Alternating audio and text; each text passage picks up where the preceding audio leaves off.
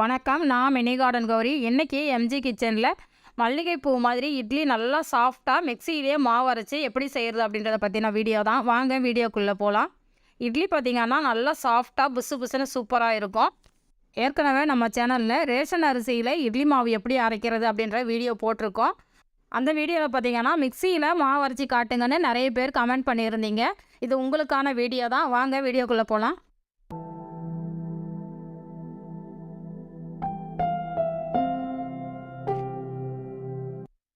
இந்த இட்லி மாவு அரைக்கிறதுக்கு கடையில் கிடைக்கிற இட்லி அரிசி எடுத்து வச்சுருக்கிறேன்.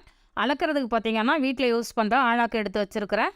இந்த ஆழாக்கில் தான் இன்றைக்கி அரிசி அளக்க போகிறோம். அரிசி பார்த்திங்கன்னா கடையில் இட்லி அரிசின்னு கேட்டிங்கன்னா கொடுப்பாங்க. அந்த அரிசி தான் யூஸ் பண்ணியிருக்கேன் நான். இப்போது அரிசி அளந்து எடுத்துக்கலாம். அரிசி பார்த்திங்கன்னா குவியலாக அளக்கலை. அளந்துட்டு இந்த மாதிரி கை வச்சு இப்படி சமமாக இது பண்ணிக்கோங்க. ஆழாக்குக்கு பார்த்திங்கன்னா சமமாக எடுத்துருக்கிறேன், குவியலாக எடுக்கலை. இப்போ இந்த அரிசியை வேற ஒரு பாத்திரத்தில் போட்டுக்கலாம்.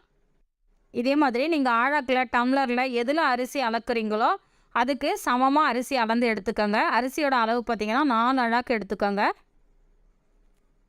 4 அழாக்கு அரிசிக்கு உளுந்து பார்த்திங்கன்னா ஒரே ஒரு டம்ளர் உளுந்து தான் போட போகிறோம். இப்போ 4 அழாக்கு அரிசி எடுத்தாச்சு. இது அப்படியே இருக்கட்டும். இப்போ அதே ஆழாக்கில் ஒரு அழாக்கு உளுந்து எடுக்க போகிறோம். உளுந்து பார்த்திங்கன்னா நல்லா குவியலாக எடுத்துக்கோங்க. இங்கே பாருங்கள், இந்த மாதிரி கொஞ்சம் குவியலாக எடுத்துக்கோங்க உளுந்து. இப்போது அரிசியோட அளவு பார்த்திங்கன்னா ஆழாக்கில் 4 அழாக்கு அளவுக்கு அரிசி இட்லி அரிசி எடுத்துருக்குறோம். அதே ஆழாக்கில் குவியலாக ஒரு அழாக்கு உளுந்து எடுத்துருக்குறோம். இப்போ இதை 2 வாட்டி தண்ணி ஊற்றி நல்லா கழுவி எடுத்துகிட்டு வந்துடலாம். அரிசியும் உளுந்தும் கழுவி எடுத்துகிட்டு வந்தாச்சு. நல்ல தண்ணியை ஊற்றி நம்ம ஊற வச்சுக்கலாம்.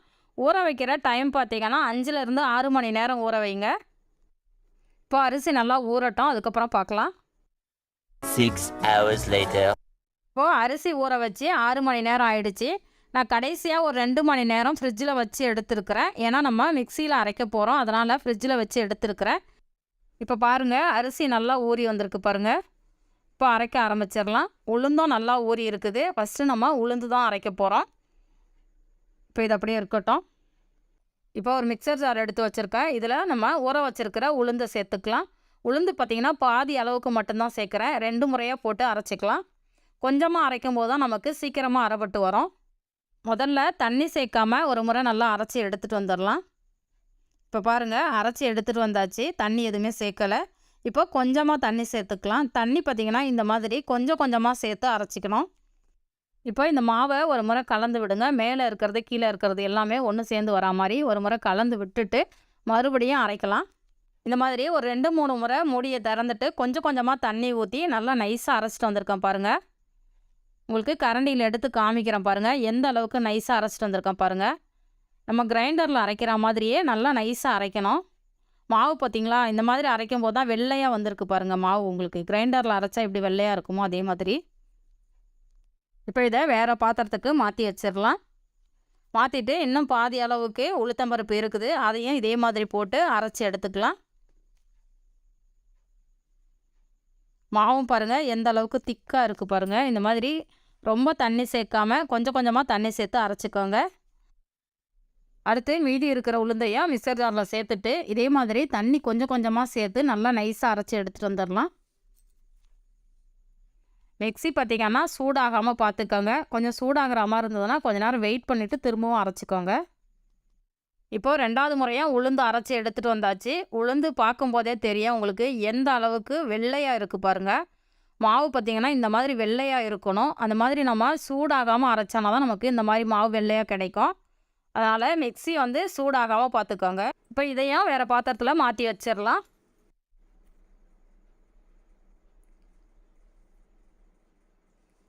இப்போ உளுந்தும் அதில் சேர்த்தாச்சு. அடுத்து அரிசி அரைக்க ஆரம்பிச்சிடலாம். அரிசியும் பார்த்திங்கன்னா நான் கொஞ்சம் கொஞ்சமாக தான் சேர்த்து அரைக்க போகிறேன். நம்ம எடுத்து வச்சுருக்கிற 4 அழாக்கு அரிசி பார்த்திங்கன்னா ஒரு 3 முறையாக போட்டு அரைச்சிங்கன்னா கரெக்டாக இருக்கும். உங்கள்கிட்ட இருக்கிற மிக்சர் ஜாரை பொறுத்து நீங்கள் அரிசியை சேர்த்து அரைச்சிக்கோங்க. இப்போ கொஞ்சமாக தண்ணி சேர்த்து நல்லா அரைச்சிடலாம்.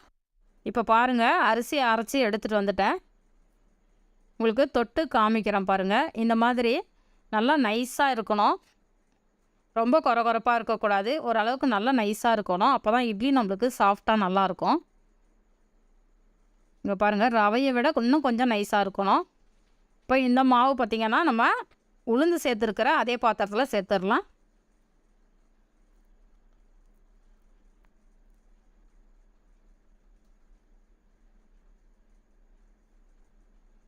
இப்போ இன்னும் இருக்கிற அரிசியை 2 முறையாக போட்டு அரைச்சிக்கலாம்.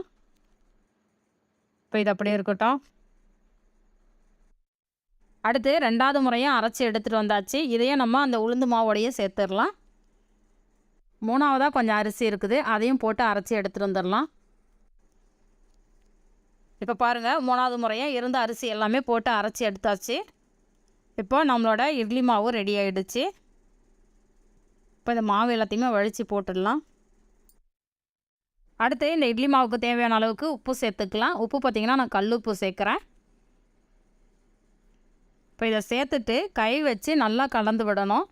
கலக்கிறது பார்த்திங்கன்னா ஒரே பக்கமாக நல்லா அடித்து கலந்து விடுங்க.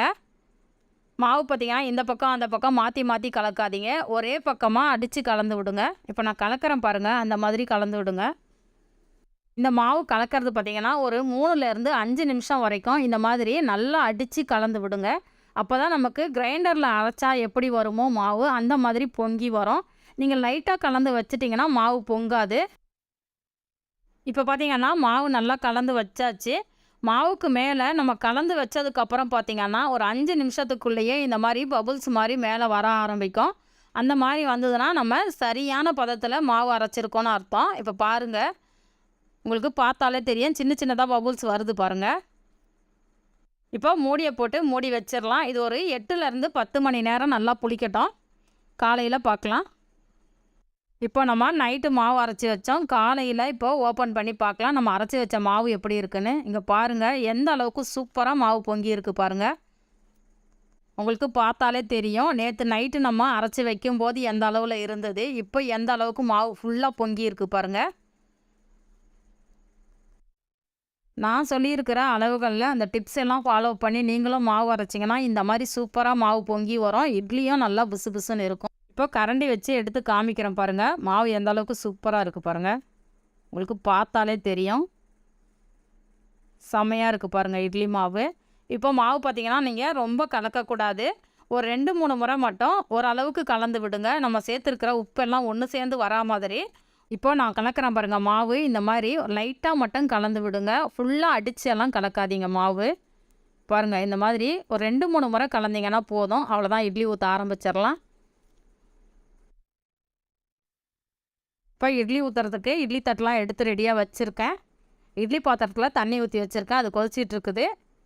இப்போ இட்லி தட்டில் எண்ணெய் தடவிக்கலாம். எண்ணெய் பார்த்திங்கன்னா ரொம்ப இல்லை, லைட்டாக தடவினாலே போதும். இப்போ மாவை எடுத்து கொஞ்சம் கொஞ்சமாக இதில் ஊற்றிக்கலாம். ரொம்ப வழிகிற மாதிரி ஊற்றாதீங்க, கொஞ்சம் கம்மியாகவே ஊற்றுங்க. அப்போ தான் நமக்கு இட்லி ஒன்றோட ஒன்று ஒட்டாமல் தனித்தனியாக வரும். மாவு ரொம்ப வழியே ஊற்றிட்டிங்கன்னா இட்லி ஒன்றோட ஒன்று ஒட்டிக்கும். இப்போ இட்லி பாத்திரத்தில் தண்ணியும் பாருங்கள் நல்லா சூடாயிடுச்சு. இந்த மாதிரி தண்ணி நல்லா கொதிக்கும் போது இட்லி ஊற்றி வைங்க, அப்போ தான் நமக்கு இட்லி சீக்கிரமாக வெந்து வரும். இப்போ நம்ம ஊற்றி வச்சுருக்கிற மாவு இதில் வச்சிடலாம். இட்லி ஊற்றி வச்சதுக்கப்புறம் மூடியை போட்டு மூடிட்டு ஒரு 10 நிமிஷம் கழித்து பார்க்கலாம். இந்த இட்லி பார்த்திங்கன்னா ஒரு 10 நிமிஷத்துலேயே வெந்துடும்.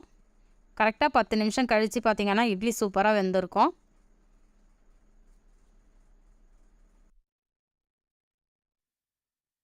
இப்போ இட்லி ஊற்றி வச்சு ஒரு 10 நிமிஷம் ஆகிடுச்சு. ஓப்பன் பண்ணி பார்க்கலாம். இட்லி பாருங்கள் எந்த அளவுக்கு சூப்பராக வெந்து வந்திருக்கு பாருங்கள். இட்லி பார்க்கும்போதே தெரியும் உங்களுக்கு எந்த அளவுக்கு சாஃப்டாக இருக்குன்ட்டு. இந்த மாதிரியே நான் சொன்ன அளவுகளில் மிக்சியில் நீங்களும் உங்கள் வீட்டில் மாவு அரைச்சி பார்த்துட்டு உங்களுக்கு இட்லி எப்படி வந்தது அப்படின்றத கமெண்ட்டில் சொல்ல மறக்காதீங்க. இப்போ இந்த இட்லியெல்லாம் கொஞ்சம் ஆறட்டும், நம்ம வேறு பிளேட்டுக்கு மாற்றிக்கலாம். இட்லி பார்த்திங்கன்னா இப்போ ஓரளவுக்கு ஆறிடுச்சு. இப்போ வேறு பிளேட்டுக்கு மாற்றி வச்சுக்கலாம். இட்லி பிளேட்டில் இட்லி பாருங்கள் எந்த அளவுக்கு ஒட்டாமல் சூப்பராக வருது பாருங்கள். இந்த இட்லியை ஒரு முறை சாப்பிட்டீங்கன்னா நீங்கள் இதுக்கு மேலே நீங்கள் கிரைண்டரில் மாவு அரைக்க மாட்டீங்க, எப்போதுமே மிக்சியில் தான் அரைச்சிக்குவீங்க. மிக்சியில் அரைச்சிங்கன்னா யாரும் நம்ப கூட மாட்டாங்க, அந்த அளவுக்கு இட்லி நல்லா சாஃப்டாக சூப்பராக இருக்கும். இப்போது ஒரு இட்லி எடுத்து உங்களுக்கு புட்டு காமிக்கிறேன் பாருங்கள். இட்லி உங்களுக்கு பார்க்கும்போதே தெரியும் எந்த அளவுக்கு சாஃப்டாக பஞ்சு மாதிரி இருக்குது பாருங்கள். இட்லி கிரைண்டரில் அரைச்சா எப்படி இருக்குமோ அதே மாதிரி இருக்குது. இந்த வீடியோ உங்களுக்கு பிடிச்சிருந்தா நம்ம சேனலை சப்ஸ்கிரைப் பண்ணி வச்சுக்கோங்க. நான் சுவைக்கட்டும், ஆரோக்கியம் பெருகட்டும். நன்றி.